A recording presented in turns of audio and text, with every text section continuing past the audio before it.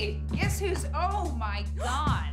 What the hell are you doing here? And I had an audition for it, and I just knew immediately that this was going to be my job. I wanted it. I feel like I've had 35 years prepping me to play Blake Carrington, and there's very few people in town that I think could do it, and I think I've proven that very few people in town can do it as well as I can, so I'm doing it.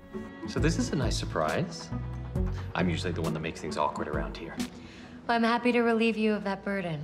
Blake is pretty complicated. He's not a bad guy, even though he does a lot of bad things. He's more a deeply flawed protagonist. And I've played bad characters, I've played good characters, but to play one that really you can't really define, you can't put him in a box or label him one way or the other, it's really interesting to me. And so far it's been really fun discovering just how far he'll go and what his motivations are and how much his passions will influence his morality.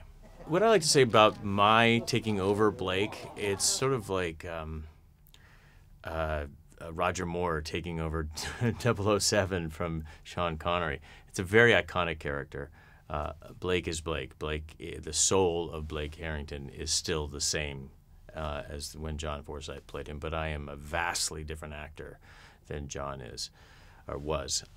He was wonderful, but I can't do that kind of work or do anything like that. So this Blake is my Blake.